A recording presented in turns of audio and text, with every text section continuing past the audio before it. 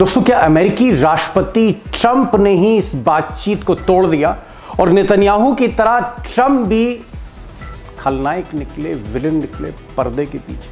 और क्या यह सच है कि हॉर्मुज की खाड़ी यानी जहां से तेल का रास्ता निकलता है जो बंद है, उसे खुलवाने में ट्रंप चाहते थे कि ईरान के साथ पार्टनरशिप हो जाए, साझा हो जाए, कुछ पैसे अमेरिका भी कमाए, और ईरान इस शर्त पर राजी नहीं हुआ और इस पर बात फंस गई। और फाइनली जो बड़ा सवाल है कि क्या यहूदी लॉबी, ज्यू लॉबी जो ट्रंप के पीछे खड़ी है, नेतन्याहू के पीछे खड़ी है, सारा खेल इस लॉबी ने किया और इस बातचीत को तोड़ने की, इस्लामाबाद में बातचीत को तोड़ने की साजिश रची। अब इन सारे सवालों का दोस्तों मैं इस वीडियो में जवाब आपको देने जा रहा हूं। एक्सक्लूसिव आपको कुछ कारण भी बता रहा हूं, लेकिन सबसे बड़ा सवाल इस वक्त यह है पूरी दुनिया के आगे कि 14 दिन का युद्ध विराम खत्म होने के बाद कोई बात फिर से बनेगी या फिर युद्ध होगा, और भयानक युद्ध होगा, और या फिर इस युद्ध को रुकवाने में चाइना और रशिया अल्टीमेटली हस्तक्षेप करेगा, दखल देगा। अब दोस्तों, अगर अमेरिका के उपराष्ट्रपति जेडी वांस, जो सबसे सीनियर मोस्ट लीडर थे अमेरिका की तरफ से बातचीत कर रहे थे, इन पर यकीन करें तो ये जो बातचीत है, जो निगोशिएशंस इस्लामाबाद में हो रहे थे, ये इसलिए टूट गए क्योंकि इसके पीछे असली वजह थी न्यूक्लियर डील। जेडी वांस का कहना है कि ईरान न्यूक्लियर मामले में न्यूक्लियर की शर्तों पर झुकने को तैयार नहीं था, लेकिन सच्चाई दोस्तों कुछ और है। और सच्चाई अल मायादीन अरब का बड़ा अखबार है, इसने ब्रेक करी। इसका ये कहना है कि US delegation was seeking a pretext to withdraw from negotiating table. Al Mayadeen अखबार कहता है कि यूएस एक बहाना ढूंढ रहा था। देर रात के बाद अचानक कुछ ऐसा होता है कि यूएस का पैतरा बदल गया, अमेरिका का पैतरा बदल गया देर रात के बाद।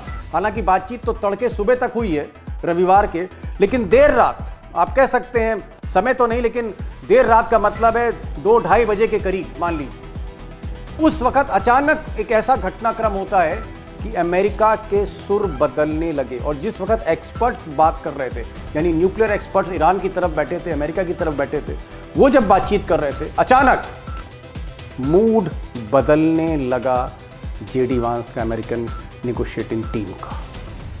अब अल मायादीन ही नहीं, कई और अरेबिक न्यूज़ आउटलेट्स हैं जिनका ये कहना है कि देर रात मिस्टर ट्रंप का फ़ोन आता है और उसके बाद बातचीत बिगड़ती है।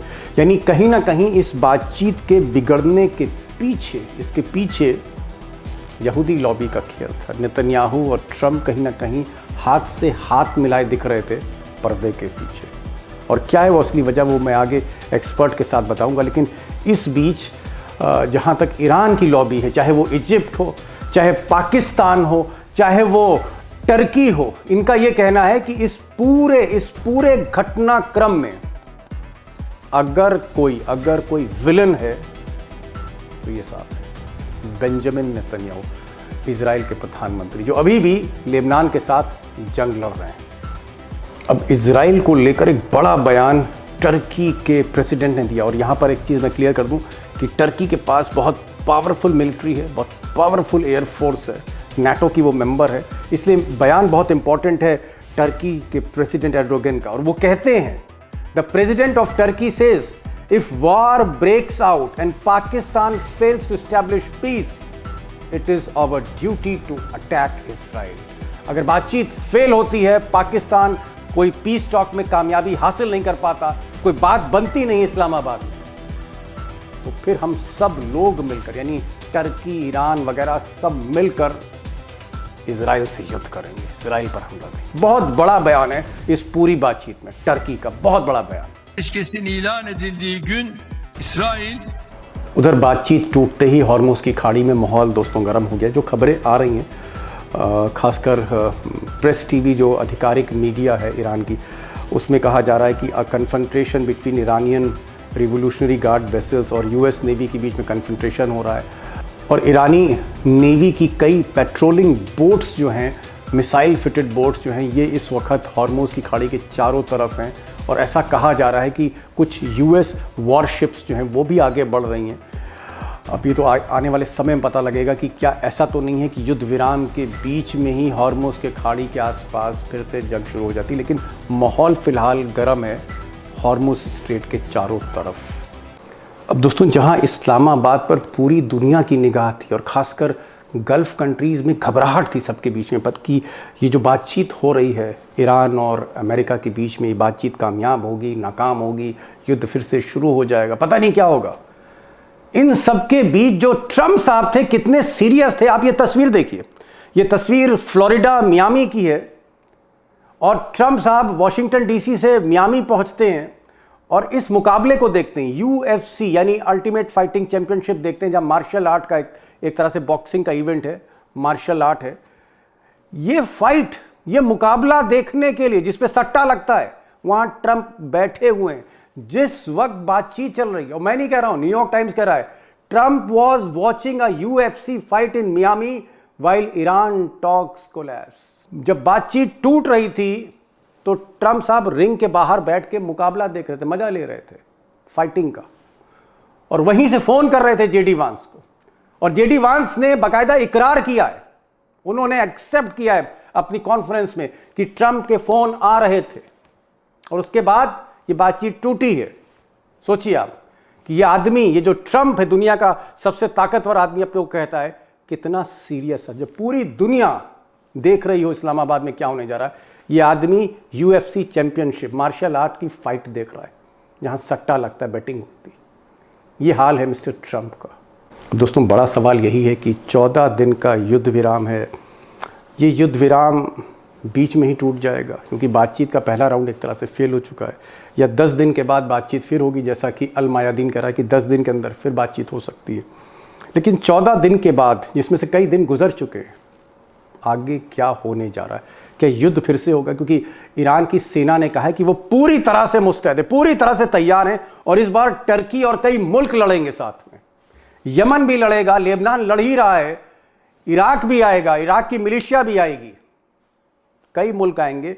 और ईरान ने एक तरफ हिंट दी है कि इस बार रीजनल वॉर से भी बड़ी वॉर ये हो सकती है। तो क्या वॉर होगी जब फिर कोई बीच में रास्ता निकाला जाएगा?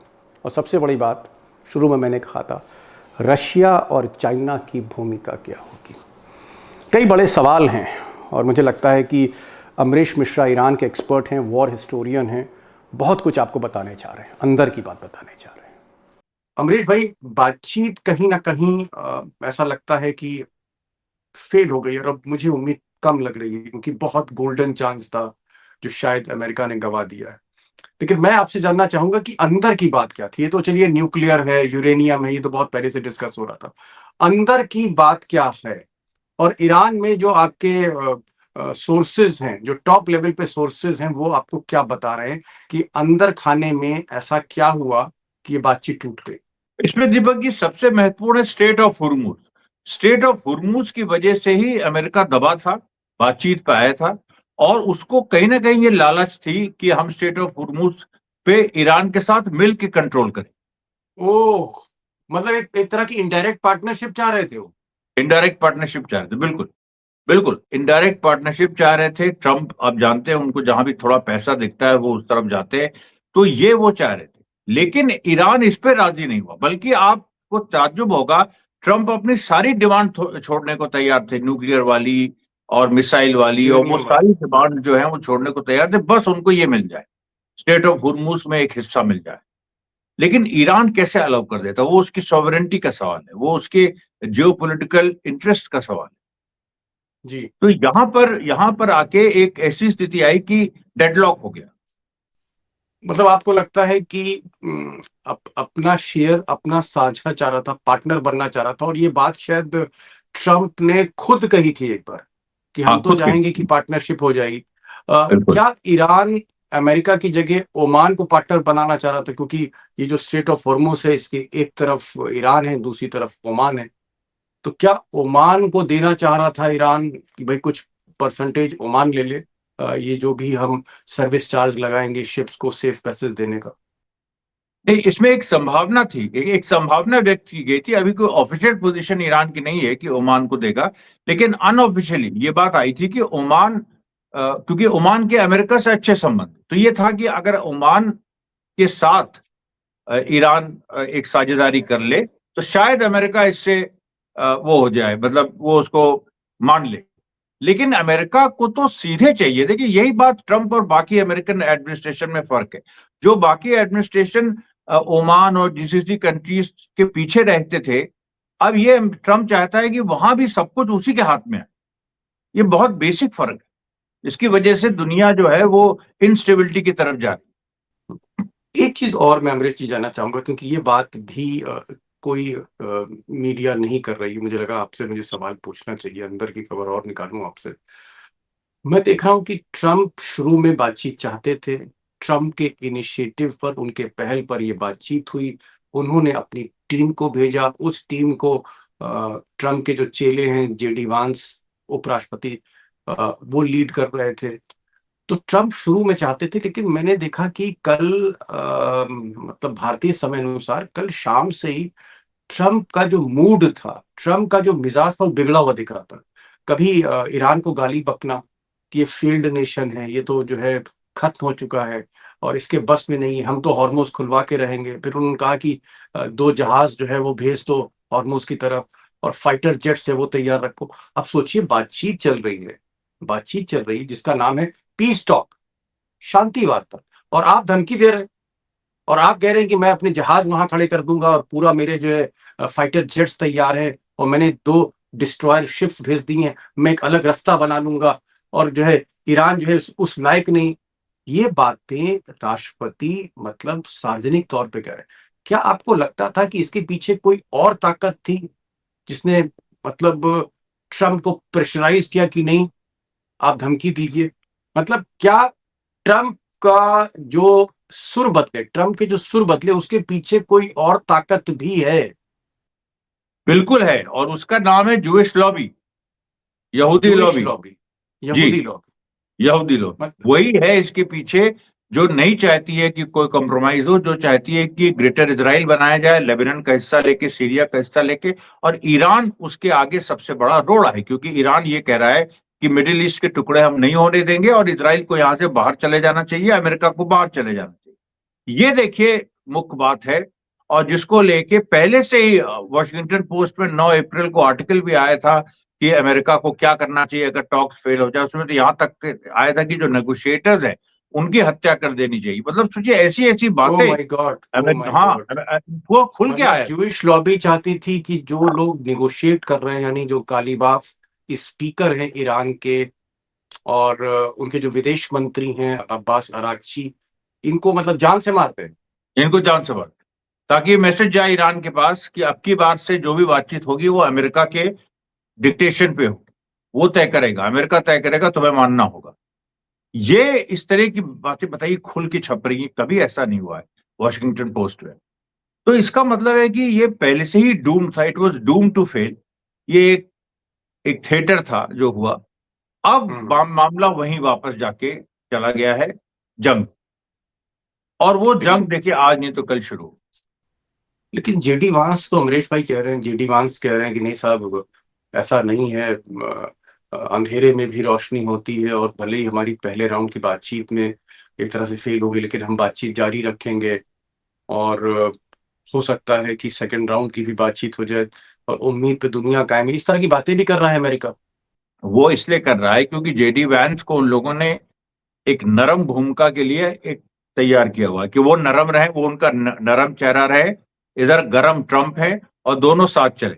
ये है देखिए मामला, केवल एक गरम, हाँ, नरम गरम का मामला है। और मतलब गरम दल और इस तरीके के नरम दल, और वहां पर बात चक्कर ये है कि अभी ये लोग वापस जाएंगे, हो सकता है कि ये बात आए कि एक जगह और बातचीत हो, लेकिन अब ईरान ने ये कह दिया है कि भाई एक बार बातचीत में हम इस्लामाबाद आए, और उसमें सोचिए आपकी ईरान को बड़ी मुश्किलों का सामना करना पड़ा, उसको अपने असैसिनेशन को बचाने के लिए उसने पहले डिकॉय भेजे, फॉल्स, मतलब एक पूरा इजराइल, हाँ नहीं नहीं, डिकॉय, झूठे प्लेन जिसमें मतलब था ही नहीं कोई, और उसको ऑफिशियल प्लेन बनाया।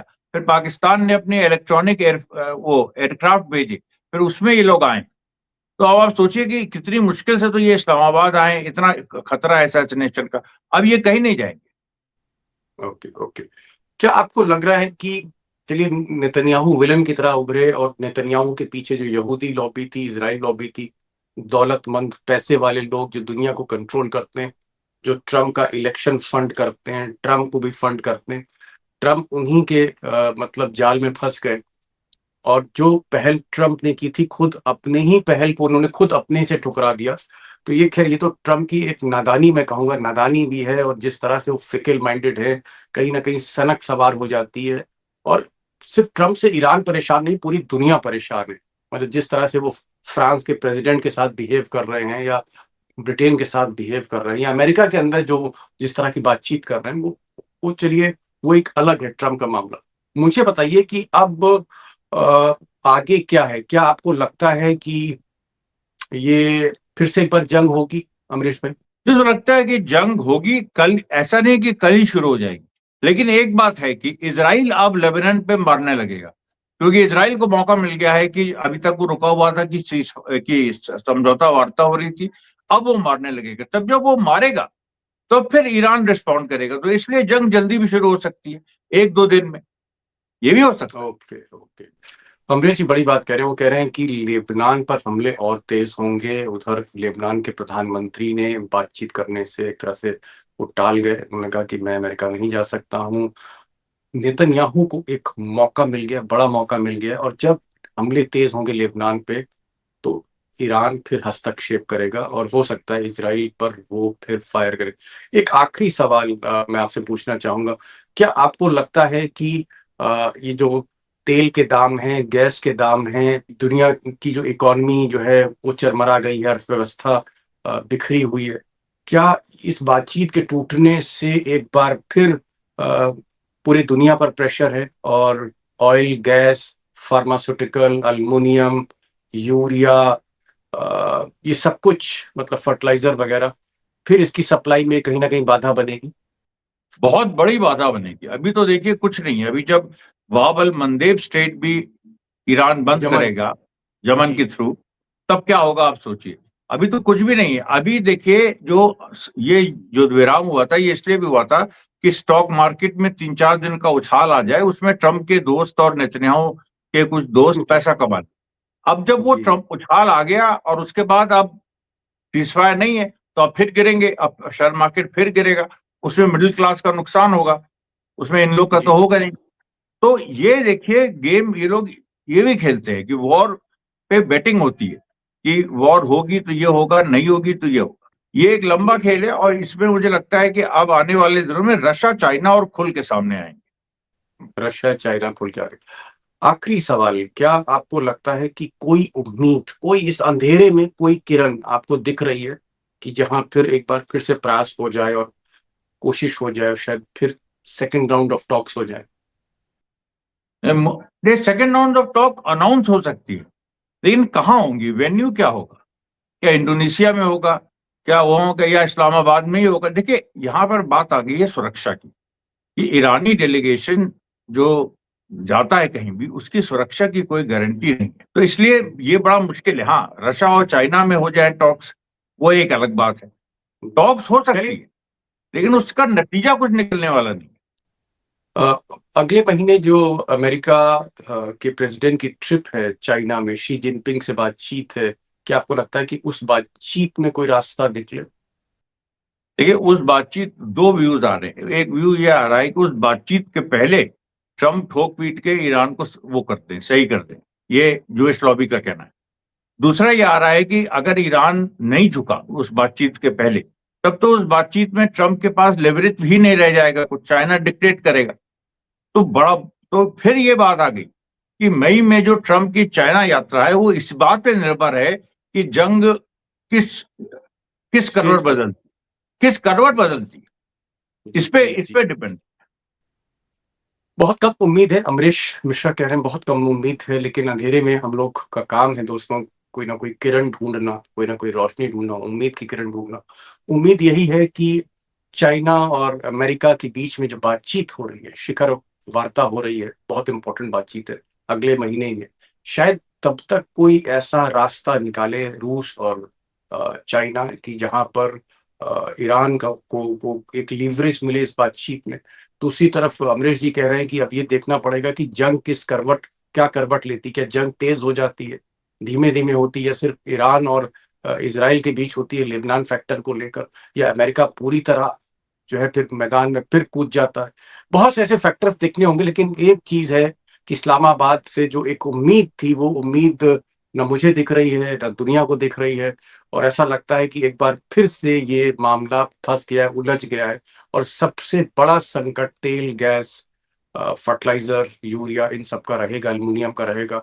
और मुझे लगता है कि अगर ये जंग हुई, और जैसा अमरीश जी संकेत दे रहे हैं कि अगर दूसरी ऑयल की जो रूट है, ये जो यमन वाली रूट है, जो लाल सागर से ये जो रूट आती है, ये भी बहुत इंपॉर्टेंट रूट है तेल की, अगर ये भी बंद कर दी तो बहुत बड़ी क्राइसिस होगी, बहुत बड़ी क्राइसिस होगी। अमरीश भाई आप आए, आपने रोशनी डाली, काफी कुछ आपने बताया, अंदर की बातें आपने बताई कि भाई किस तरह से अमेरिका शेयर चाह रहा था, और वो शेयर उसको हॉर्मोज की खाड़ी में नहीं मिला, और बहाना कर दिया यूरेनियम का, बहाना कर दिया न्यूक्लियर का, और किसी तरह से स्टॉक को फिल के, जिसके पीछे पावरफुल यहूदी लॉबी भी है। Thank you so much mister Amrish Mishra for joining this programme. Thank you. Thank you so much.